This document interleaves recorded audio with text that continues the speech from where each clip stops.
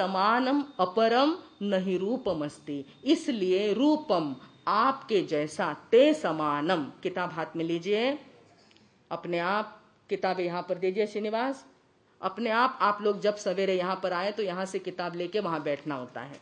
रुमाल और किताब हाथ में रखे और उसके अंदर लाइन देखे, ते समानम अपरम न ही रूपम अस्ति। आपके समान किसी और का रूप वैसा नहीं देखा जाता जैसे से आपका शरीर बना है। यही यानी जिससे शांत राग, आपका शरीर शांत राग परमाणुओं से भरा हुआ है। और दूसरी बात क्या कही, आगे चलकर जरा उसका विश्लेषण देखें ना, तो लेखक ने लिखा है जिन परमाणुओं से राग की रुचि नष्ट हो गई है। अपने भगवान कौन कहलाते हैं? वीतराग। कौन कहलाते हैं? वीतराग। राग पूर्ण नहीं, जिनका राग नष्ट हो गया है। और यहाँ पर शब्द क्या आया? राग रुचि भी। राग की रुचि भी जिनकी नष्ट हो गई, राग भावना, मोह भावना, द्वेष की भावना जिनके अंदर अल्प भी नहीं, यत्किंचित भी नहीं, ऐसा उसका दूसरा अर्थ आता है। भाई और बहनों, तो जरा गहराई से देखें क्या कहा, यही शांत राग। एक तरफ तो कहा कि शांत राग के परमाणु, रस कितने प्रकार के हैं? 9 प्रकार के। उसमें एक रस आता है शांत रस। ऐसे शांत परमाणु आपके शरीर में है जैसे अन्य शरीर में देखने को नहीं मिलते। और दूसरा अर्थ कहा है कि जिन शरीर के परमाणुओं से राग की रुचि क्या हो गई है? नष्ट हो गई है। आज का श्लोक हमें संदेश देता है कि हम भी क्या करें, अपनी राग रुचि को, बोलिए जल्दी, करना है ना, कुछ तो कम करो। पूरा नष्ट नहीं होता है तो कोई बात नहीं, पर मंद कषाय करने के लिए राग की रुचि जो है वो क्या करनी पड़ेगी? कहा गया है राग तोड़ने की अपेक्षा राग के प्रति जो हमारी रुचि है उसको नष्ट करना पड़ेगा। राग के प्रति हमारा क्या है? रुचि का भाव, उसके अंदर हमारी रुचि हमारे अंदर होनी चाहिए, बाहर में नहीं होनी चाहिए। ये आज के श्लोक का हमको संदेश है। उनके परमाणु तो सुंदर है, वो कवि ने कह दिया। अब अपने को जो संदेश लेना है वो कैसा लेना है कि हमारे इस श्लोक के बाद, इस श्लोक को पढ़ने के बाद राग भाव कुछ तो भी क्या होना चाहिए? पंच इंद्रियों के विषय में, 5 रसों के विषय में, अन्न और पानी के विषय में हमारी जो राग भावना है, और सबसे ज्यादा राग भाव हमारी काया के प्रति है। हमारे काया के प्रति देह बुद्धि जो है वो कैसी हो जानी चाहिए? धीरे धीरे ध्यान करने से वो रुचि भी हमारी क्या हो जाएगी? नष्ट हो जाएगी। तो हम देखते हैं कि आज का श्लोक एक तरफ तो भगवान के सुंदरता का वर्णन कर रहा है। क्या बताया इसमें? प्रभु का शरीर कैसा है? अत्यंत सुंदर, एकदम विलोभनीय, मनोरम ऐसा रूप प्रभु मैं आपका देखता हूं, और जिसके कारण मेरी आंखें धन्य धन्य हो जाती है। आपका रूप निहारते निहारते मैं स्वयं और मेरा जीवन कृतज्ञ हो जाता है, कृतार्थ हो जाता है। ऐसा भाव आज के श्लोक में आया है। तो भाई और बहनों, पढ़े इस श्लोक को। यही शांत राग रुचि भी परमाणु भीस्त्वं निर्मापित स्त्रिभुवनैक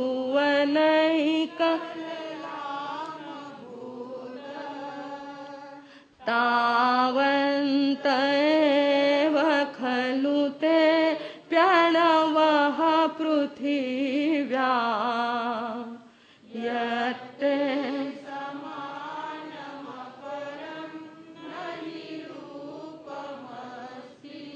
यत्ते समानमपरं नहि रूप। उसी के आगे देखें मराठी अनुवाद। यही जा शांत राग रुचियुक्त अणुगणात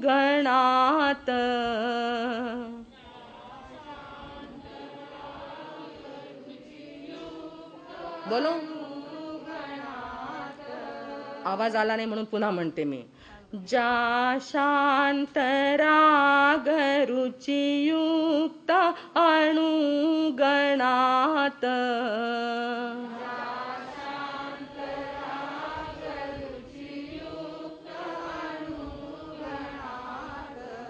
मूर्ति तुझी घडून जाय ललाम भूत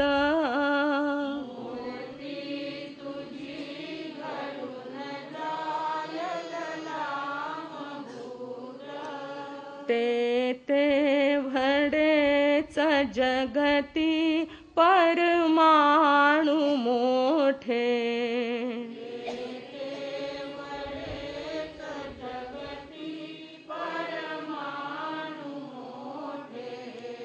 त्वत्तुल्य रूप दुसरे न कधी कोठे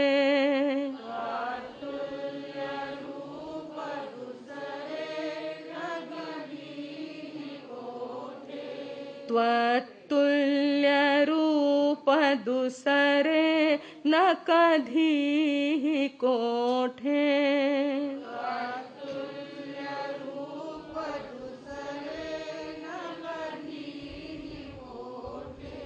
कैसे लगता है? प्रभु की इतनी सुंदर अगर मूर्ति है, इतनी सुंदर काया है जिसका वर्णन शास्त्रों के अंदर आता है। भाई और बहनों, आप भी देखते हैं कि हमारे यहाँ जब तीर्थंकरों की मूर्ति को हम देखते हैं, मंदिरों में जाके देखें, फोटो में देखिए, कैलेंडर में देखिए, या मन के अंदर उनकी कल्पना करें, तो आपने देखा होगा कि वो रूप जो उनका बैठा है 500 धनुष्य की काया है, और जिस काया से इतना प्रकाश निकलता है कि उनके नाखूनों के प्रकाश से देवताओं के मुकुटों की मणियां चमकती हैं। आप सोचिए उनका चेहरा कैसा होगा, उनका शरीर कैसा होगा। एक एक कण से, एक एक रोम से उनके प्रकाश झलकता है, क्योंकि उनके अंदर में केवल ज्ञान और केवल दर्शन की ज्योति चमकने लगती है। कितने तंतु हमारे ज्ञान तंतु मस्तिष्क में है, और उनके चेतना के परमाणु पूरे के पूरे खिल जाते हैं, खुल जाते हैं, तो उसमें अनंत प्रकाश खिलता है, और वो प्रकाश शरीर के ऊपर भी छा जाता है। वो प्रकाश क्या होता है? शरीर के ऊपर छा जाता है। इसलिए उनका शरीर भी कैसा लगता है? बड़ा सुंदर लगता है, देखने जैसा, और एकदम ब्राइटनेस, एकदम शाइनिंग वाला उनका रूप लगता है। उनको किसी आधार और अवलंबन की जरूरत नहीं कि स्नान करके आए तो अच्छा लगता है। कभी ऐसा सुना कि तीर्थंकर ऐसे स्नान करके आए और बड़ा सुंदर मेकअप करके आए तो अच्छा लगता है? ये तो आप लोगों को लगता है। इसलिए आप लोग नहा के भी आते हैं तो सीधे नहा के नहीं, उसके ऊपर भी और कुछ कुछ करके आते हैं। रंगोली, रंग वहां पे लगाना पड़ता है। इसलिए कहा गया है कि 1 नूर आदमी, 10 नूर कपडा और 1000 नूर नखरा। आमचे महाराज म्हणतात न खरा तो खरा नाही तोच नखरा. तो खरा नाही तो खरा आहे का? म्हणजे ते तुमचं रूप खरं आहे का? ते खोटं आहे. ते मेकअप काढल्यानंतर जे ओरिजिनल रूप असेल ना तो खरा रूप आहे. और ये क्या है? न खरा. परंतु वो नखरा कर करके ही आप लोगों को बाहर जाना पड़ता है, उसका अवलंबन लेना पड़ता है। हमारे यहाँ बताया गया है ना साधु संतों को और ना ही आचार्यों को अपने शरीर का सौंदर्य बढ़ाने का साधन लेना पड़ता है या वापरना पड़ता है। कल जिनकी जयंती हम लोग मनाने जा रहे हैं वे शिव मुनि जी महाराज साहब भी कैसे हैं साहब? पंजाब की देन है। कैसे बताइए जरा, आप लोग जाते हैं वहां पे दर्शनों को, कैसा लगता है उनका चेहरा? एकदम गोरे, और तपश्चर्या के कारण 20 वर्ष से उनका वर्षी तप चल रहा है। वर्षों से अपने 1, 2, 5 वर्षी तप हो जाते हैं तो कितना बड़ा उसका महोत्सव मनाते हैं। हमारे शिव मुनि जी महाराज साहब वर्षों से वर्षी तप तो करते हैं। वर्षी तप करने वाले भी बहुत देखे, परंतु तप के साथ ध्यान करने वाला अभी तक नहीं दिखा। इनका तो तप के साथ घंटों वो क्या करते हैं? ध्यान के अंदर बैठे रहते हैं। कुछ भी उनको पता नहीं रहता कि क्या चल रहा है। गोचरी वाले गोचरी करते, व्याख्यान वाले व्याख्यान देते हुए अपने ध्यान में।